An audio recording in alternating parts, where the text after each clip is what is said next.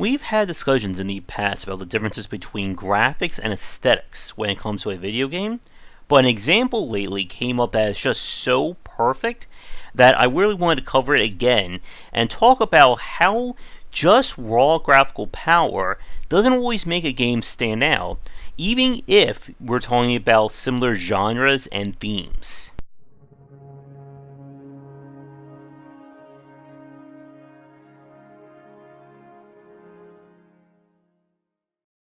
The game industry has always prided itself on kind of the push of technology and hardware when it comes to making video games. From the days of the 8-bit era when Nintendo's NES and Super Nintendo were considered cutting edge, to modern day platforms where we can render the exact hair and stubble on people's faces. But no matter how powerful an engine may be, we always find that the games that hold up the best have a focus on aesthetics rather than graphics. And as always, if you're new, to quickly define them, the graphical power, when we talk about in this discussion, is essentially the raw specs of whatever engine or system, or hardware that's being used for the game.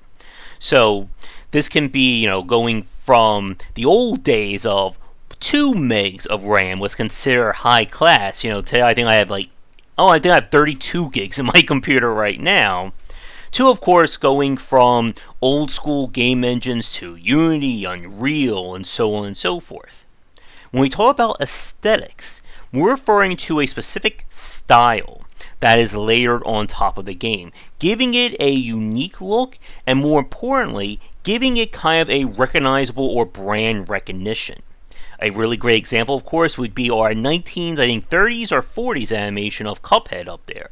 We can talk about the many, and I do mean many, examples of pixel art in games, and so on and so forth. And when we have this kind of discussion, it's very easy for people to conflate the two together. That raw graphical power can be better or superior than aesthetics, or that they're both the same, that having a strong graphical engine is the same as having a brand or aesthetic, and that's not really the case. And when we have these kinds of discussions, the problem that we have is that when you focus purely on graphical horsepower, is that you're not really trying to do anything unique with them. How many games have we seen use gray and brown textures in a desert or urban environment? How many games have rendered explosions in varying degrees of intensity and mushroom cloudiness? And the problem is that when you're only relying on graphical power to kind of move your game forward or sell copies, you're not really giving anything that holds itself well to future inspection or just holding up compared to everybody else on the market. How many Call of Duty games have we played where we're in some Middle Eastern country going around with buildings? How many first-person shooters have we played, in sewer environments or fighting in tanks or anything like that? And we can see this especially with the first generation of many games on new platforms, and how this is when developers haven't really figured out how to make full use of the engine yet, and they're just trying to get the game out there. As anybody remembers some gems, such as the original Sonic Adventure, Bubsy 3D, and even first generation PlayStation 3 and Xbox titles as well. And the thing is that these games at the time looked revolutionary and amazing because nobody else was playing around with that kind of graphical power yet. But very quickly, as we saw, when developers started to get used to these engines and were able to kind of experiment more with artistic style, that we began to see games that stand out. Of course, one of the best examples of this would be Nintendo with pick any one of their first-party games. Rare would be another studio that's a good example of this. And we could even go as far as Blizzard with their titles, that they always had that unique look to them. And here's one of the more important points you have to understand. When we're talking about aesthetics, it can mean just about anything. from as simple as 2D pixel art to something as elaborate as, 4K super detailed HD graphics. But the thing that separates these games is what the developer does with that engine. And can they make something that stands out and has brand appeal to it? So, it's time to switch to our examples. And before we do that, a quick shout out to our current Game Wisdom Patreon supporters and sponsors. And when we come back, we're going to take a look at the first game and how this is an example of graphics, but not of aesthetics. And now for a quick thank you to our current Game Wisdom sponsors and Patreon supporters. And if you'd like to continue the discussion on game design, be sure to check out our Discord channel, linked down below. Alright, for our example here, this is of Dauntless, the free-to-play game that was essentially pitched as Monster Hunter, but on PC. And that was actually enough to sell the game and get a lot of people excited about it. It was picked up, I think it is now an Epic Games Store exclusive. And it also makes use of the Unreal Engine. And there's a very important reason why I mention that. And that is that for this game, as you're watching this footage, something doesn't seem right. And I'm sure some of you, at least those of you who are more inclined about focusing on art, have probably noticed that. There's a sameness to this game that should look very familiar to anyone who has played Epic Games' other game, Fortnite. I'm sure nobody has ever heard of that one before. But from the look and feel of the environment to the character models themselves, everything has that same look and feel to it as Fortnite. While we were playing this on stream, I commented on this, that the game felt like it was an expensively low quality style. And I know that is a very confusing thing to say when we're talking about a game like this. And this goes again with this discussion of graphics versus aesthetics. The Unreal Engine is a very powerful engine. I think it's considered to be the most powerful one in terms of raw graphical specifications out there right now. And one of the major points about how much game design has grown over this past decade has been the ability for anyone to get access to these engines for free and make use of them. You don't need to spend tons of money if you want to mess around with the Unreal Engine. The same for Unity and Game Maker and any other engine you can think of. However, without having a strong aesthetics or a strong focus on aesthetics, it leaves these games just kind of falling back on the basic look of the engine. And when you do that, it tends to rob the game of a unique aesthetic. Again, as you're watching this footage right now, we could have an interesting experiment that if we removed all the UI elements off the screen and put this side by side with Fortnite, how many people would be able to tell that they are completely different games? And that would actually be kind of fun to try. The point is that raw graphical power is not enough to make your game stand out. And even though the Unreal Engine is capable of doing very impressive things, as we have seen over this decade, unless you have an eye towards the aesthetics, it just leaves things feeling very repetitive. As a really strong counterexample, we could turn to Hollow Knight, which, as we all know, was built on Unity, and many people don't believe that it is a Unity-based game. And there are those, as we've seen many times in the past, who will decry Unity as saying it is the engine of shovelware. And I'm sure so many indie devs watching this right now just got a pain in their chest having heard that. And with Hollow Knight, again, that even though the Unity engine is not as powerful as Unreal, again, from a raw horsepower or specification point of view, it can be used as the framework to do something unique and interesting with its aesthetics. And when you have games that do that, it allows them to stand out that much more. And as we've talked about on recent casts, it's becoming more important to do that. In order for your game to stand out, in the wave of other games being released. And again, when we're talking about this, you can do a lot with aesthetics without needing a powerful engine. Kind of like when we have our discussions about pixel art, that pixel art has become so ubiquitous with an aesthetic that you can just have a pixel game and it already has an aesthetic that comes with it. However, though, there is a huge difference between low quality pixel graphics and high quality pixel ones. As we could see with, games that just emulate 8-bit graphics versus something like Blasphemous. That is probably one of the best looking pixel graphics we've seen, maybe the last one being something like Dead Cells. The point is that you need to have a focus on aesthetics. You need to have kind of like an overall brand or recognition with your game if you want to stand out. Now again, that doesn't mean super 4K HD graphics. Now, one of the reasons why a lot of AAA games do stand out because of their money is, again, for that very reason. AAA teams have a huge budget and a huge art department that usually affords them the ability to experiment or do something high quality with their art. At least the better ones do, such as Nintendo, Blizzard, and I'm sure we can think of a few other ones that's failing me right now. But again, Nintendo is another great example.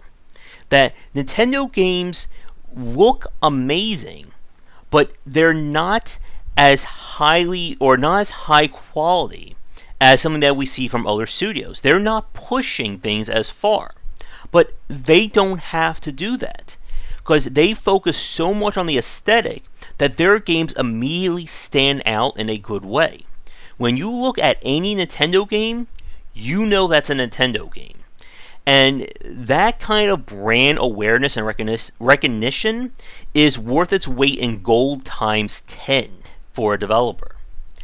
And this is, again, the challenge when we talk about aesthetics versus graphics. That it does take a ton of work to get your game to look acceptable. And as we've said many times over, that may not even be good enough if developers continue to raise the bar. With that said, we're going to switch to our next game, and we're going to talk about one that, unlike Dauntless, had an aesthetic to go with the power of its engine, and how it ultimately works better for it. We now turn our attention to Monster Hunter World. I guess could be described in this capacity as Dauntless, but a full retail game. And I'm sure I just pissed off a lot of Monster Hunter fans by saying that. But the Monster Hunter franchise has been built over the last decade as a very challenging and high skill intensive ARPG. And with Monster Hunter World, this was the first one that a main branch game was only going to have a console exclusive, or in this case console and PC. And with it, it afforded developers a chance to really go forward in terms of graphical power with the engines, as well as improving their aesthetic. Now, as you're watching this footage, again, you can see similarities in terms of the gameplay between this and Dauntless. However, this looks a whole lot better. And again, there's two reasons for it. You have the graphical power of the engine, and then you have the aesthetic of the character designs and the world itself. You can see the detail on this monster right now. You can actually see kind of like the scales on his back legs there, as well as the fur. And this is one of those tough points, because on one hand, this is a clear example of aesthetics versus graphics when you're comparing two games of the same genre. However, I know a few are going to remark, of course this game looks good. It was developed by Capcom with backing by Sony. So of course they had a lot of money and resources to put into it. And again, like we've said, while it is very expensive to do art, you still need to have an overall philosophy or a foundation for what you want your game to look at. They could have just gone with something very basic, or again, a high quality or expensively low quality aesthetic for the game. However, for this one, you can see again the detail in the environment around. There's no denying when you put this game next to Dauntless, or even next to other third-person action-adventure games, that it stands out with that level of detail. And when we're talking about that difference of aesthetics, while we can certainly look at 4K super high-definition graphical styles, like we said in the last part, with somebody like Nintendo, they focus more on creating a specific look to their games that makes it stand out. Now, in this footage that you're seeing right now, you can't necessarily see it, but Monster Hunter does something similar with the titular monsters of the world, from the Rathos to Nergigante and other names that I have no hope of ever pronouncing properly.